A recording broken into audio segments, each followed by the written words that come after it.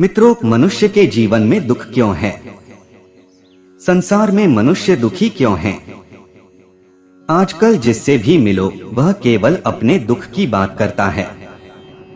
कोई अपने आर्थिक दुख की बात करता है, कोई अपने पारिवारिक दुख की, तो कोई अपने शारीरिक दुख की। दुनिया में शायद ही कोई ऐसा मनुष्य होगा जिससे कोई दुख ना हो। खैर, हमारे जीवन में सुख दुख तो आते जाते ही रहते हैं, परंतु मजे की बात यह है कि हम अपने दुख के लिए कभी ईश्वर को, कभी किस्मत को, तो कभी दूसरों को दोषी ठहराते हैं। जबकि सच्चाई यह है कि हर मनुष्य अपने दुख का निर्माता स्वयं है। हर मनुष्य अपना दुख स्वयं उत्पन्न करता है, लेकिन इस बात को कोई मानना नहीं चाहता। इसलिए इस वीडियो में हम आपको खुद के वास्तविक अनुभव और मनोवैज्ञानिक विश्लेषण के आधार पर बताएंगे कि हमारे दुख का मूल कारण क्या है। जब मैं पहली बार इस दुनिया में आया था तब मैं बहुत खुश था। इतनी खूबसूरत दुनिया को देखकर कितना मनोहर दृश्य था। हंसते मुस्कुराते फूल, हवा में झूमते पेड़ पौधे, गाते गुनगुनाते चिड़िया का शोर और इतने सुंदर सुंदर लोग। मुझे बहुत अच्छा लगा इस दुनिया में आकर। मैंने मन ही मन ईश्वर का शुक्रिया अदा किया इतनी खूबसूरत दुनिया बनाने के लिए। परंतु धीरे धीरे जब मैं कुछ बड़ा हुआ और थोड़ी समझ हुई तो मैंने ये नोटिस किया कि पता नहीं क्यों मनुष्य अपने जीवन में खुश नहीं है। मैंने देखा कुछ लोग चिंता में डूबे हुए थे, कुछ लोग गम के मारे लग रहे थे, कुछ लोग दुख में आंसू बहाते हुए दिखाई दिए। मैंने कुछ लोगों को ये भी कहते हुए सुना कि दुनिया में केवल दुख ही दुख है। कुछ लोग तो ईश्वर को कोस भी रहे थे कि ईश्वर ने उनकी जिंदगी को दुखों से भर दिया है। उनकी बातें सुनकर मुझे बड़ा आश्चर्य हुआ। मैंने सोचा कि ईश्वर भला ऐसे कैसे कर सकता है। मैंने तो सुना था कि ईश्वर मंगल करता, दुख हरता, कृपानिधान, उद्धार करता और दया के सागर हैं। फिर इतना सुंदर मनुष्य बनाकर उन्हें इतना पीड़ा, इतना दुख देना, यह तो कोई दया की बात नहीं हुई। मैंने तो सुना था कि ईश्वर बड़े महान और महाज्ञानी हैं। फिर इतना सुंदर संसार बनाकर उसे दुखों से भर देना, यह तो कोई बुद्धिमानी की बात नहीं हुई। लोगों का दुख देखकर मैं हमेशा यही बातें सोचा करता था। तभी अचानक एक दिन सपने में ईश्वर मुझे मिल गए। मैंने ईश्वर से शिकायत की, उनसे पूछा कि आपने इतनी सुंदर दुनिया बनाई है, मनुष्यों को इतना शानदार जीवन दिया है, फिर आप इन बेचारे मनुष्यों को इतना दुख क्यों दे रहे हैं? ईश्वर चौंकते हुए बोले, तुमसे किसने कहा कि मनुष्य को मैं दुख देता हूँ? यह बात तो सरासर झूठ है। किसने कहा? संसार के सब लोग तो आपको ही दोष दे रहे हैं।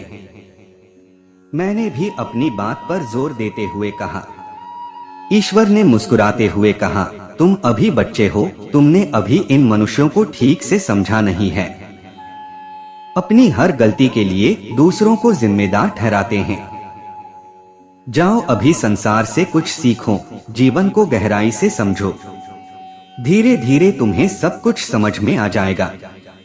तभी से मैंने दुनिया से सीखना शुरू कर दिया, जीवन को समझना शुरू कर दिया, क्योंकि लोगों का दुख देखकर मुझे भी दुख होता था।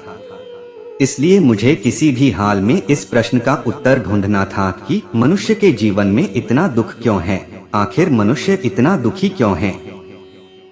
मैंने इस प्रश्न का उत्तर ढूंढने के लिए अपने दुखों को भी गहराई से विश्लेषण किया। अपने आसपास के दूसरे मनुष्य के दुखों पर भी काफी रिसर्च किया। और आज जब मैं जीवन को काफी हद तक समझ गया हूँ तो मुझे अपने प्रश्न का उत्तर मिल गया है।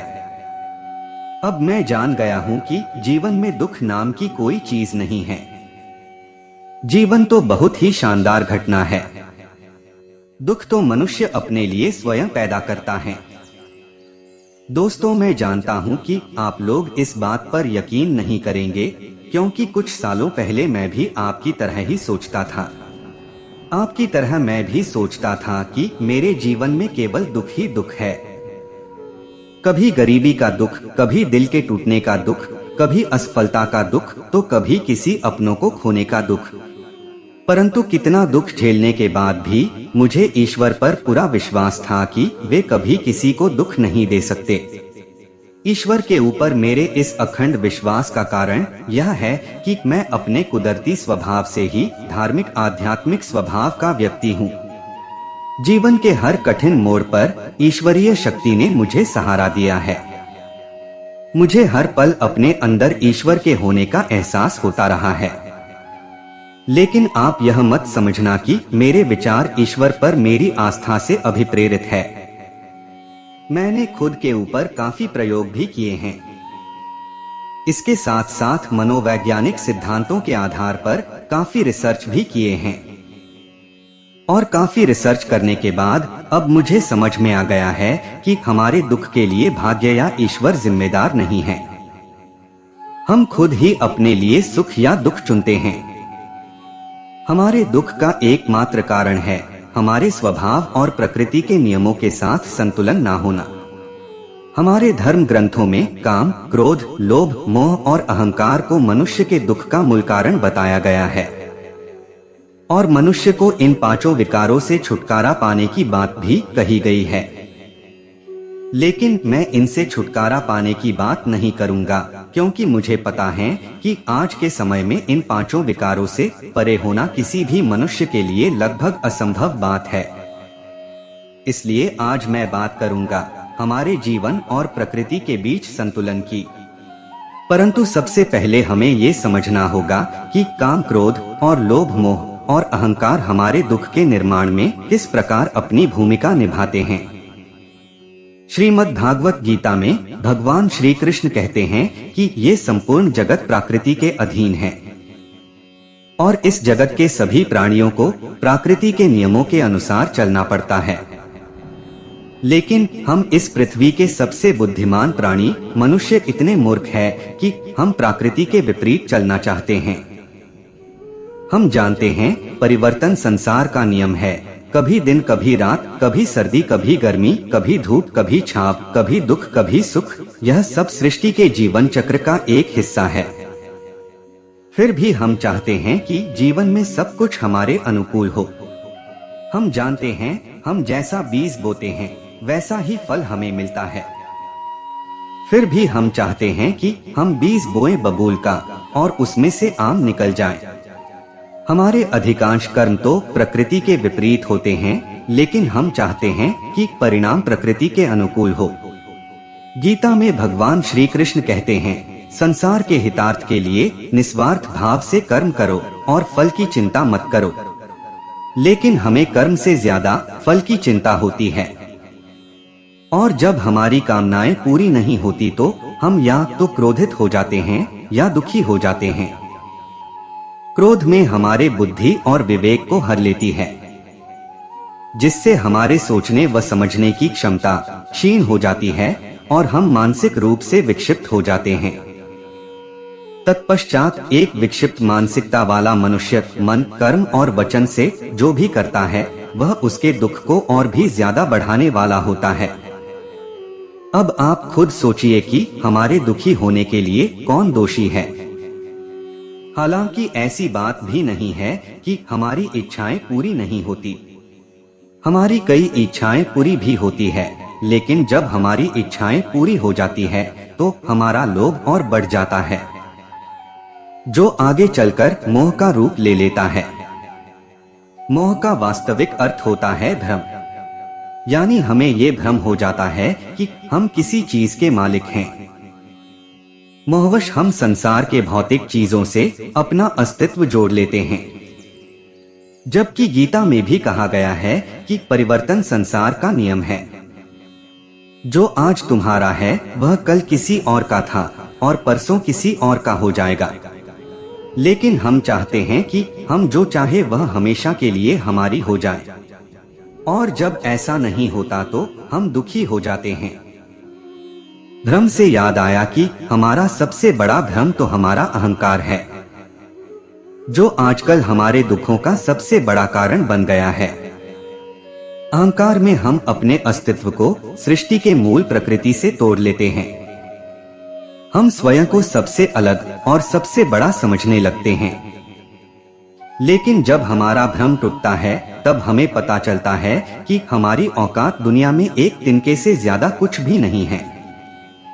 इसलिए इस भ्रम के टूटने से हमारे अहंकार को चोट लगती है और हमें दुख का अनुभव होता है। स्मरण रहे कि प्रकृति के नियमों के अनुसार संसार की हर चीज पंचतत्वों अर्थात पृथ्वी, अग्नि, जल, वायु और आकाश से मिलकर बना है और एक दिन उसी में विलीन हो जाएगा। अतः इस भौतिक जगत के नश्वर चीजों पर आधिपत्य जमाने वाला हमारा अहंकार हमें केवल दुख ही दे सकता है। इस प्रकार दोनों ही परिस्थितियों में हम अपने लिए केवल दुख ही पैदा करते हैं। हालांकि यह दुख भी कोई स्थायी दुख नहीं होता, यह मात्र एक नकारात्मक विचार होता है जिसे हम चाहे तो सकारात्मक विचार में बदल सकते हैं। परंतु हम दुख के असली कारण को समझने के बजाय यहाँ भी एक भ्रम पाल लेते हैं कि यह दुख मेरा है। इसलिए फिर हम दुख को पकड़कर बैठ जाते हैं और दुख हमारा स्वभाव बन जाता है।